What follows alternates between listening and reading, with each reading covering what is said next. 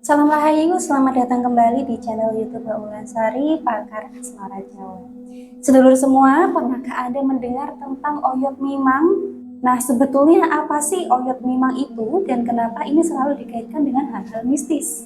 Di dunia spiritual Jawa, memang dikenal dengan sebutan oyot, tapi orang awam pasti lebih familiar dengan istilah akar mimang. Ya, sesuai namanya, jadi oyot mimang ini adalah akar yang sangat besar dan kuat yang menjalar dari sebuah pohon. Ada kepercayaan bahwa siapapun yang melangkahi atau tersandung oleh akar ini, ia akan kebingungan, tidak tahu arah, tersesat, dan hilang terbawa ke alam goib. Nah, di manakah oyot mimang atau akar mimang itu? Oyot mimang atau akar mimang ini biasanya ada di hutan-hutan yang cukup lebat. Jadi saya mewanti-wanti pada sedulur semuanya. Anda yang suka naik gunung, menjelajah hutan, atau barangkali sedulur di sini ada yang suka berekspedisi ke tempat-tempat angker, lihat ya, jangan sampai melangkahi oyot mimang jika Anda ingin kembali ke rumah dengan selamat. Saya selalu mengatakan bahwa semua tempat di dunia ini, apalagi di tempat alam-alam seperti hutan atau gunung, itu selalu ada penjaga tidak kasat matanya. Kalau kita datang ke suatu tempat, itu artinya kita sedang bertamu. Jadi, sebagaimana seharusnya tamu harus bersikap.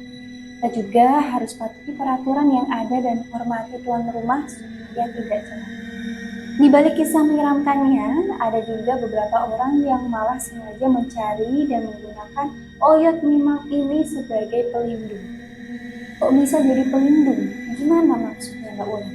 Ya, jadi memang ada orang yang menanam oyot mimang ini di sekitar rumah mereka. Tujuannya, kalau ada orang jahat, katakanlah pencuri, dia akan linglung, tersesat, dan tidak bisa keluar. Pencuri itu akan merasa dia sudah berjalan sangat jauh, padahal dia hanya berputar-putar di situ saja. Pencuri itu baru bisa keluar kalau pemilik rumah menepuk bahunya. Selain itu, untuk menjaga rumah, oyot mimang juga bisa untuk menjaga sawah atau kebun. Jadi sedulur semua sudah paham kan kalau oyot mimang ini intinya dipakai sebagai pagar goib, suatu tempat untuk menangkal gangguan, baik dari manusia maupun dari alam goib. Kalau mau masang pagar goib dari oyot mimang, apakah tinggal ditanam di pekarangan saja?